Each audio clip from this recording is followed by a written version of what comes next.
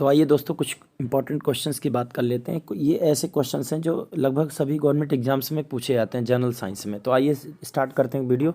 नौ संचालन में प्रयुक्त दूरी का इकाई जो है उसको क्या कहते हैं? तो नेविगेशन सिस्टम में जो यूनिट होती है डिस्टेंस की वो बेसिकली यूज़ की जाती है नॉटिकल मील। तो इसका सही ऑप्शन हो जाएगा डी। ठीक है, नेक्स्ट क्वेश्चन हमारा कह रहा है 1 माइक्रोन बराबर होता है। तो पहले तो आप ये ध्यान रखिए 1 माइक्रोन में होता है 10⁻⁻6 मीटर, और अगर इसको हम कन्वर्ट करें मिलीमीटर में तो ये हो जाएगा इंटू 10⁻3। तो इसको सॉल्व करेंगे तो 1/1000 मिलीमीटर आएगा। नेक्स्ट क्वेश्चन, पवन के वेग का मापन किस यंत्र से किया जाता है? यानी स्पीड ऑफ एयर मेजर किया जाता है किस इंस्ट्रूमेंट से? तो इसका ऑप्शन हो जाएगा एनीमोमीटर। एनीमोमीटर से हम स्पीड ऑफ एयर मेजर करते हैं। ठीक है, नेक्स्ट क्वेश्चन, हाइग्रोमीटर से क्या मापा जाता है? हाइग्रोमीटर से जो है मेजर किया जाता है वायुमंडल की आर्द्रता, यानी ह्यूमिडिटी ऑफ एटमॉस्फेयर को जो हम मेज़र करते हैं वो हाइग्रोमीटर से करते हैं। नेक्स्ट क्वेश्चन की तरफ आगे बढ़ते हैं। क्वेश्चन कह रहा है वायुमंडल के ओजोन परत की मोटाई नापने वाली इकाई क्या कहलाती है? यानी विड्थ ऑफ ओजोन लेयर की जो यूनिट होती है वो बनती है आपकी डॉप्सन। तो बी ऑप्शन इसका करेक्ट हो जाएगा, इंपॉर्टेंट है। आगे बढ़ते हैं, महासागर में डूबी हुई वस्तुओं की स्थिति को जानने के लिए किस तकनीक का प्रयोग करते हैं?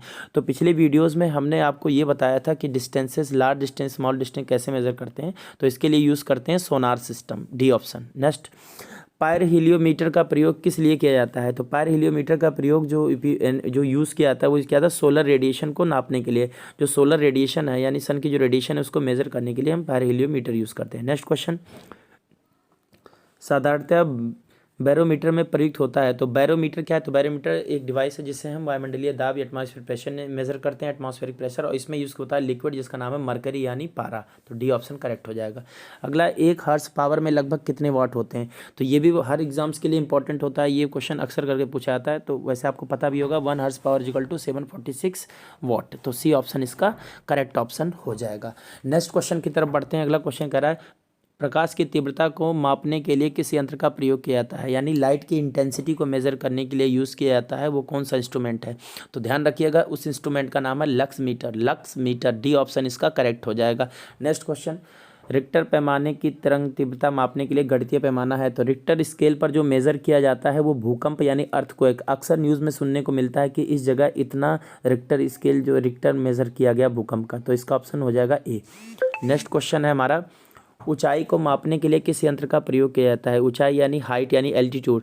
तो ध्यान रखिएगा एल्टीट्यूड को अल्टीट्यूड अल्टीमीटर ऐसे याद रखना है। तो अल्टीट्यूड को मेजर करने के लिए अल्टीमीटर यानी ऊंचाई नापने के लिए अल्टीमीटर यूज़ करते हैं। नेक्स्ट क्वेश्चन, एक ऐसी युक्त जो आंतरिक दहन इंजन के लिए हवा द्रव ईंधन को मिश्रित करती है। तो ध्यान रखिएगा इंटरनल जो कंबशन इंजन होता है उसमें एयर और लिक्विड फ्यूल को मिक्स करती है, वो है carburettor. Carburettor, C option correct. Next, दूध का अपेक्षित घनत्व ज्ञात किया जाता है। जो रिलेटिव डेंसिटी है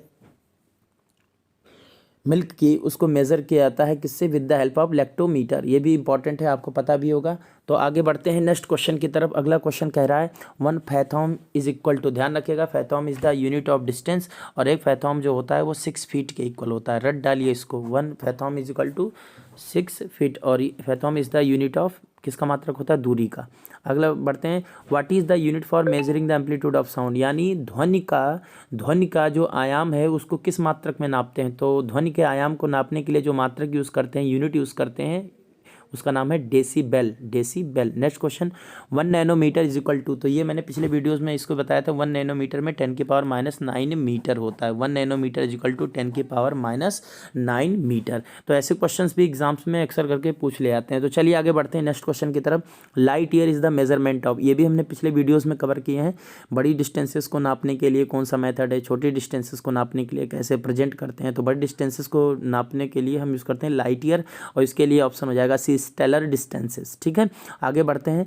बार is the unit of, bar, तो देखिए बार, टॉर, एटीएम, ये सब एटमॉस्फेरिक प्रेशर को प्रेजेंट करने की यूनिट, सबकी यूनिट है। तो एटमॉस्फेरिक प्रेशर इसका ऑप्शन हो जाएगा, bar is the unit of atmospheric pressure, वायुमंडलीय दाब। ठीक है, how many dynes are there in 1 gram? 1 gram में कितना डाइन होता है? तो मैं इसका आंसर तो नहीं बताऊंगा, आप मुझे कमेंट बॉक्स में ज़रूर बताइएगा। फिलहाल हिंट देता हूँ, 1 ग्राम वेट है, इसको सबसे पहले क्या करते हैं हम, इसको किलोग्राम वेट में, तो वेट में कन्वर्ट करना है। ठीक है, तो केजी वेट में, और 1 केजी वेट में होता है 9.8 न्यूटन। तो आप मुझे कमेंट बॉक्स में ज़रूर बताइएगा इसका ऑप्शन। ठीक है, तो आगे बढ़ते हैं नेक्स्ट क्वेश्चन की तरफ। तो आई थिंक यहाँ तक बात समझ में आ गई होगी, तो आगे वीडियो कंटिन्यू करते हैं। नेक्स्ट क्वेश्चन है हमारा, how many ergs are there in 1 joule. 1 joule में कितना अर्ग्स होता है? तो 1 जूल में 10⁻7 अर्ग होता है, ये तो आपको पता है। ये भी ध्यान रखिए, joule is the SI unit of work and erg is the CGS unit of work. ठीक है, सीजीएस मात्रक है। अगला क्वेश्चन है, the dimension of kinetic energy same as that of. जो गतिज ऊर्जा है उसकी जो बीमा होती है वो किसके जैसी होती है? किसके जैसे? तो ये वर्क, क्योंकि वर्क एनर्जी दोनों एक दूसरे के फॉर्म होते हैं, तो ये हो जाएगा वर्क, सी ऑप्शन। अगला है the dimension formula Planck's constant. Planck नियतांक की बीमा होगी, तो प्लांक नियतांक की बीमा होगी ml² t-1। इसको रट के रखिए, एग्जाम में पूछा जाता है। और इसका मात्रक किसके मात्रक के बराबर होता है? बीमा में किसके बराबर होता है? प्लांक नियतांक की बीमा होती है कोणीय संवेग के बराबर, एंगुलर मोमेंटम। आगे बढ़ते हैं, क्वेश्चन है अगला, F = a t + bt² है। तो इसमें t समय है और आपका F फोर्स है, यानी F बल है। तो आपको a और b की बीमा निकालनी है। तो आपको क्या करना है, समघातक का सिद्धांत लगाना है। F की बीमा बराबर a t की बीमा, तो a की बीमा बराबर हो जाएगी F की बीमा बटा t की बीमा। तो F की बीमा हो जाएगी mlt-2 करके देखिएगा, और इसका टाइम का t, तो ये हो जाएगा mlt-3। और साथ में b × t² की बीमा भी तो इसके बराबर होगी F के, तो ये हो जाएगा mlt-2 हो जाएगा। तो यहाँ से b की बीमा हो जाएगी mlt-4। तो इसका ऑप्शन हो जाएगा आपका कौन सा? डी ऑप्शन करेक्ट हो जाएगा। नेक्स्ट क्वेश्चन की तरफ बढ़ते हैं।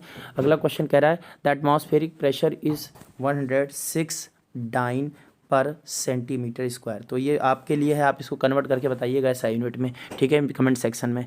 आगे बढ़ते हैं, electron volt is the unit of. तो इलेक्ट्रॉन वोल्ट किसकी यूनिट है? Electron volt is the unit of energy, यानी ऊर्जा का मात्रक होता है इलेक्ट्रॉन वोल्ट। ध्यान रखिएगा, इसमें कन्फ्यूजन नहीं होना चाहिए कि ये वोल्ट है तो पोटेंशियल डिफरेंस यानी विभवांतर का लिख दें हम, ठीक है। तो इसका ऑप्शन हो जाएगा C. Next question, the volume of cube is m³ = surface area of the, यानी इसका मतलब अगर हम क्यूब का जो ले लें तो ये हो जाएगा 6a² = a³। यहाँ से a आ जाएगा और a आ जाएगा, फिर a का क्यूब कर देंगे। तो इसका आंसर भी आपको बताना है। आगे बढ़ते हैं, in system the fundamental units are. तो आपको मैच कराना है कौन से इसमें मूल जो मात्रक हैं। तो इसमें आप देखिए, तो बी वाले में एक्स्ट्रा आ गया है कूलम, ठीक है ना। तो इस तरीके से a हो जाएगा, आप चेक कर लीजिएगा, ठीक है। तो a में सारे SI हैं, ठीक है। आगे बढ़ते हैं, which of the following is not the unit of energy. इसमें से कौन सा एनर्जी का मात्रक नहीं है? तो वाट आवर एनर्जी का मात्रक, इलेक्ट्रॉन वोल्ट भी एनर्जी, न्यूटन मीटर भी एनर्जी का है। तो इसका डी ऑप्शन हो जाएगा किलोग्राम मीटर पर सेकंड स्क्वायर, ठीक है। ऐसे क्वेश्चंस एग्जाम में अक्सर करके बना फ्रेम करके पूछे जाते हैं। आगे बढ़ते हैं, which of the following is not the unit of time. इनमें से कौन सा समय का मात्रक नहीं है, ठीक है। तो देखिए, solar day, leap year, lunar month, और ये है बी पैरालिटिक सेकेंड। तो ध्यान रखिएगा, पैरालिटिक जो सेकेंड है आपका, ये जो है it is not the unit of time, ये जो है समय का मात्रक नहीं है। क्लियर है? तो आई थिंक वीडियो अच्छी लगी हो। अगर आपको वीडियो अच्छी लगी तो वीडियो को ज़्यादा से ज़्यादा शेयर करो, ताकि आपको ऐसी ही वीडियोस मिलती रहें, ठीक है। तो आज के लिए बस इतना ही। नेक्स्ट वीडियो में मिलेंगे हम